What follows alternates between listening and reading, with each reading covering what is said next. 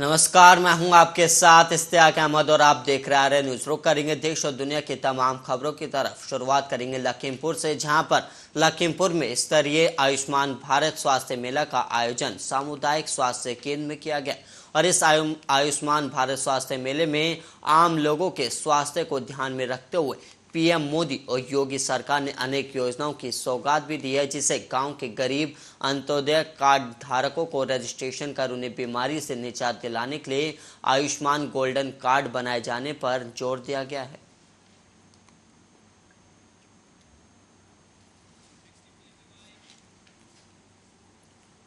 वहीं अब खबर रायबरेली से है, जहां पर नोएडा एनसीआर में मास्क अनिवार्य किए जाने के बाद रायबरेली जिला अस्पताल में भी इसे जरूरी कर दिया गया और यहां ओपीडी में मास्क के बिना मरीजों का आना सख्त मना है। हालांकि मास्क न होने पर अस्पताल प्रबंधन खुद मुफ्त में मास्क उपलब्ध भी करा रहा है और जिला अस्पताल की सीएमएस का कहना है कि प्रदेश में बढ़ते मामलों को देखते हुए यहां भी मास्क लगाना अब अनिवार्य कर दिया गया है।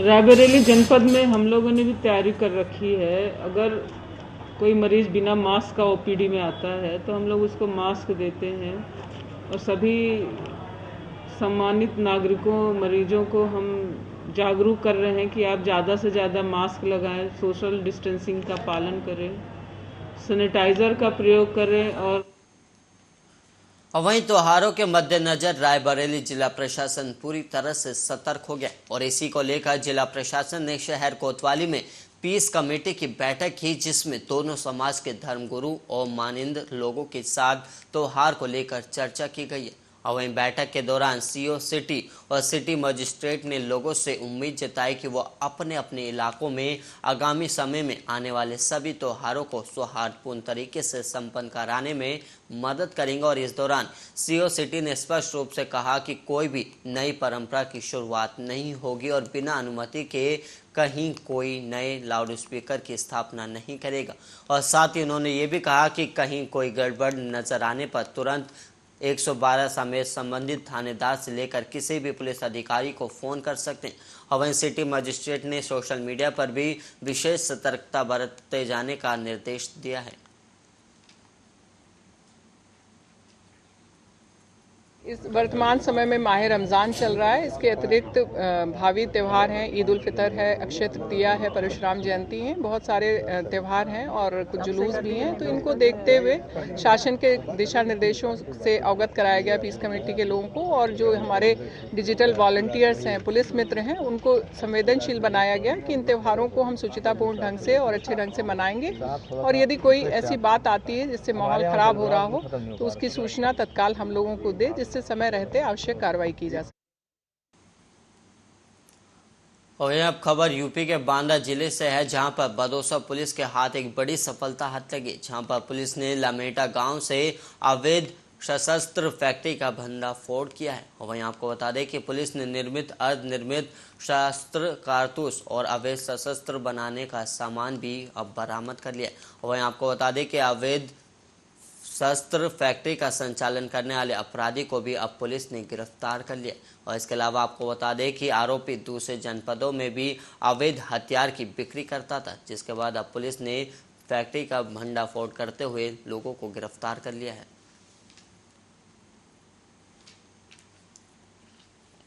बदौसा अंतर्गत एक व्यक्ति को शस्त्र फैक्ट्री के साथ पकड़ा गया है। 2 तमंचे 315 बोर, एक तमंचा 12 बोर, एक अर्धनिर्मित तमंचा और एक 315 बोर की बंदूक और फैक्ट्री के सारे सामान, भट्ठी आदि बरामद हुई है। गिरफ्तार करके जेल भेजा जा रहा है। ये थाना बदौसा अंतर्गत एक व्यक्ति को। और वहीं फतेहपुर से सड़क हादसे का एक मामला सामने आया है, जहां पर बस और ट्रैक्टर से में भीषण टक्कर हो गई और इस हादसे में करीब 4 लोगों की मौत हो गई है। और वहीं आपको बता दें कि इस हादसे में 14 लोग घायल हो गए। वहीं सूचना पर पहुंची पुलिस ने सभी घायलों को जिला अस्पताल में इलाज के लिए भर्ती करवा दिया, जहाँ पर उनका अभी इलाज जारी है। अभी जनपद फतेहपुर में आज सुल्तानपुर घोष थाना क्षेत्र अंतर्गत कमालपुर गांव से टेनी खागा में जो स्थित एक गांव है, वहां से एक बारात बस के माध्यम से जा रही थी और ट्रैक्टर और बस के बीच में दुर्घटना हुई है और 14 लोग उसमें घायल हुए थे। 2 लोगों का प्राथमिक उपचार के बाद वो घर वापस गए हैं। बाकी 12 लोग जिला अस्पताल रेफर हुए थे।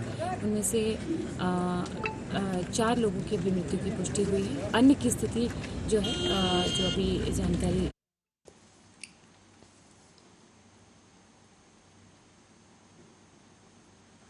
और वहीं फतेहपुर जिले की एक फैक्ट्री में गैस कटर में गैस का रिसाव होने से आग लग गई और विस्फोट हो गया, जिसमें फैक्ट्री में काम कर रहे 4 मजदूर गंभीर रूप से आग में झुलस गए और जिन्हें इलाज के लिए जिला अस्पताल में भर्ती कराया गया, जहां डॉक्टरों ने 3 मजदूरों की हालत नाजुक बताई। और इसके अलावा आपको बता दें कि सभी मरीजों का अभी इलाज जारी है।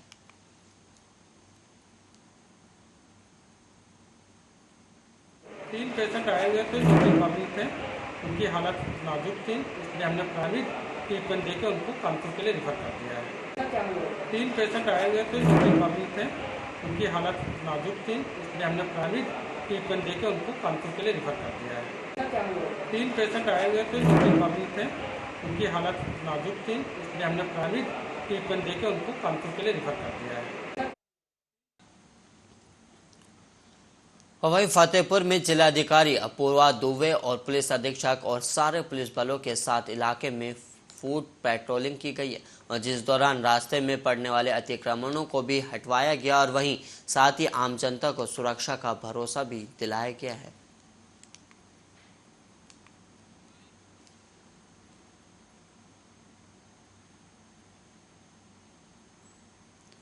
वहीं फिरोजाबाद से एक ऐसा मामला सामने आया जहां एक 4 साल की बच्ची की संदिग्ध मौत हो गई।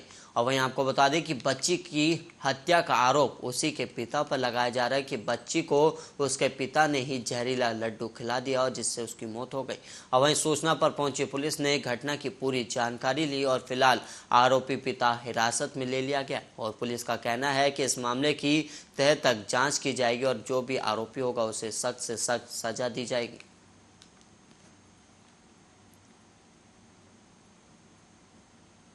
पत्नी यहीं पर आके शिवरात्रि से रह रही थी और उसके साथ उसके 2 छोटे बच्चे भी थे।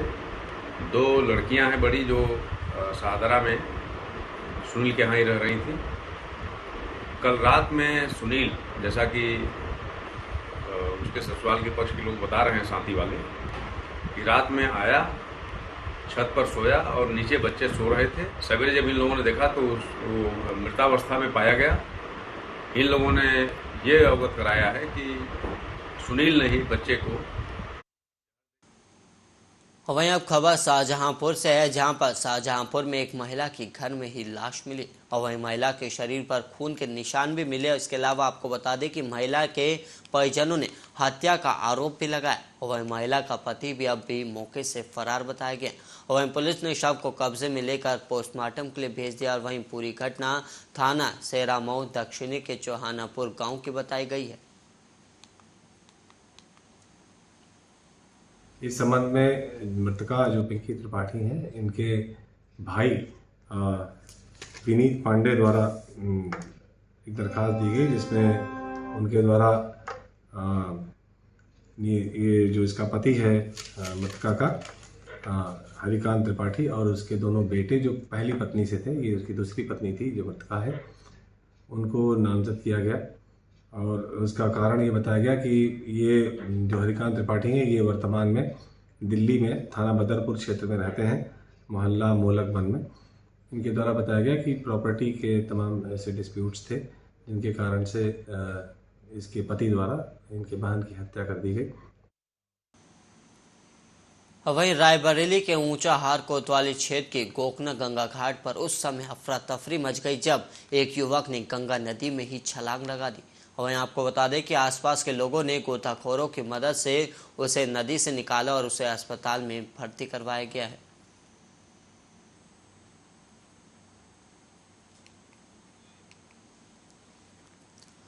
वहीं रायबरेली के गंगापुर गांव के एक निवासी ने पुलिस अधीक्षक को एक शिकायती पत्र देकर संपत्ति के विवाद में बेटे के विरुद्ध हुई झूठे मुकदमे से राहत की मांग की और उनका कहना है कि उन पर झूठा केस दर्ज करवाया गया और इसी चीज में राहत मांगते हुए सारी कहानी पत्र में लिखकर पुलिस अधीक्षक को दे दी गई है। और वहीं आपको बता दें कि अब पुलिस का कहना है कि इस मामले पर अब जांच की जाएगी।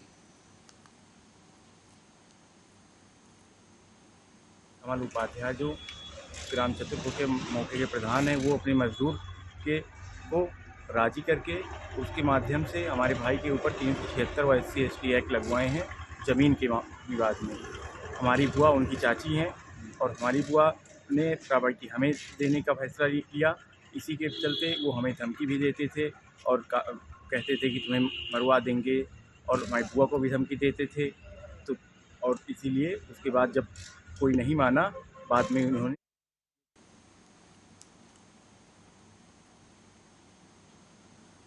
वहीं फतेहपुर में सरकार ने स्वास्थ्य सेवाओं को बेहतर बनाने के लिए लगातार कोशिश की रही है। और वहीं आपको बता दें कि स्वास्थ्य विभाग अपनी लचर कार्यशैली के चलते सरकार की उम्मीदों पर पानी फेर रहा है।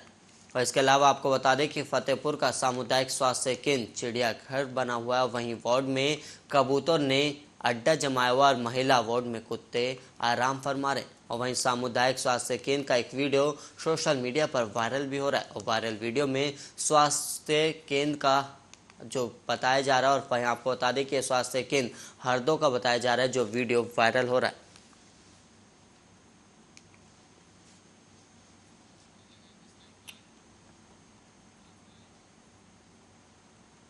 करोड़ों देवी देवता भारत में पूजे जाते हैं और लोगों की आस्था और निष्ठा ने ईश्वर से जुड़े तमाम साक्ष्यों को संजो कर रखा है, जिसके दर्शन करने देश और दुनिया के कोने कोने से लोग भारत में आते हैं। और एक ऐसी ही जगह है बिहार में, जहां पर स्थित देवी मुंडेश्वरी के दुर्लभ दर्शन के लिए भक्तों का तांता लगा रहता है। और क्या कुछ खास रहता है, देखिए हमारी इस खास रिपोर्ट में।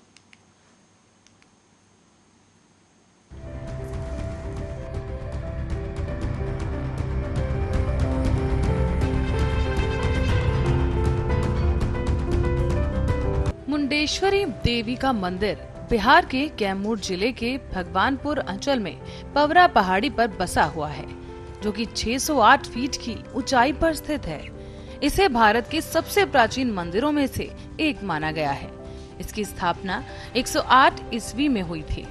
यह शिव और पार्वती की पूजा होती है। प्रमाणों के आधार पर इसे देश का सबसे प्राचीन मंदिर माना गया है। ये मंदिर पवरा पहाड़ी के शिखर पर स्थित है, जिसकी ऊंचाई लगभग 600 फीट है। साल 1812 ई से लेकर 1904 ई के बीच में ब्रिटिश यात्री R.N. मार्टिन, फ्रांसिस बुकानन और ब्लॉक ने इस मंदिर का भ्रमण भी किया था। पुरातत्वविदों के अनुसार यहाँ से प्राप्त शिलालेख 389 ई के बीच का है, तो वहीं इसकी पुरानता को दर्शाता है। मुंडलेश्वरी भवानी के मंदिर के नक्काशी और मूर्तियां उत्तर गुप्तकालीन हैं। ये पत्थर से बना हुआ अष्टकोणीय मंदिर है। इस मंदिर के पूर्वी खंड में देवी मंडलेश्वरी के पत्थर से भव्य और प्राचीन मूर्ति मुख्य आकर्षण का केंद्र है। माँ वाराही के रूप में विराजमान है, जिनका वाहन महिष है। आपको बता दें कि इसके साथ ही मंदिर में प्रवेश के 4 द्वार हैं, जिसमें एक को बंद कर दिया गया है। तो वहीं इस मंदिर के मध्य भाग में पंचमुखी शिवलिंग स्थापित है। कहते हैं कि जिस पत्थर से ये पंचमुखी शिवलिंग निर्मित किया गया है, उसमें सूर्य की स्थिति के साथ साथ पत्थर का रंग भी बदलता है। पश्चिम में पूर्वाभिमुख विशाल नदी की मूर्ति है, जो आज भी अखंडित है। साथ ही यहाँ पर पशु बलि में बकरा चढ़ाया जाता है, पर उसका वध नहीं किया जाता। बलि की ये सात्विक परंपरा पूरे भारतवर्ष में कहीं और नहीं है।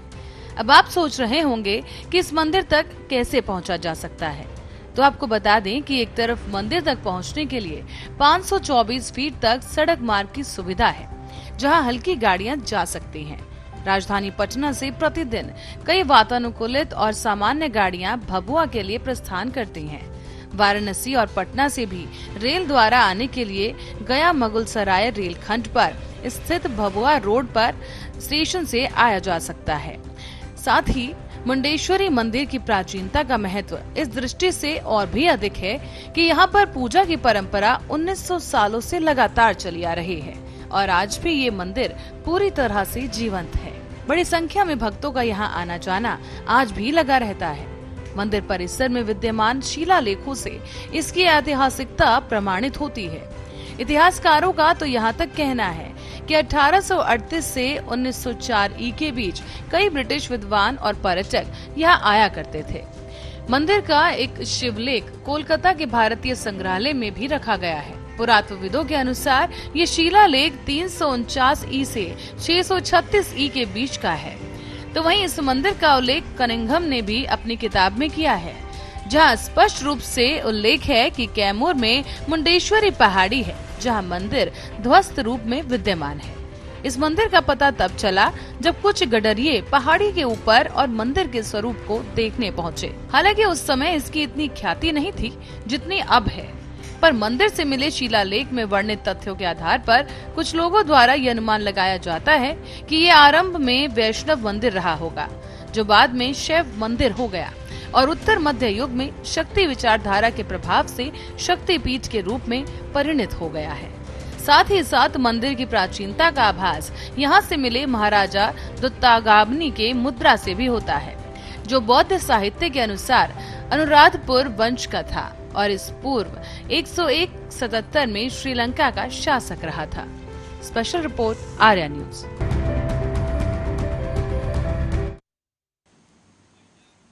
और इसी रिपोर्ट के साथ इस बुलेटिन में इतना ही। देश और दुनिया की तमाम खबरों के लिए आप बने रहिए आर्या न्यूज के साथ।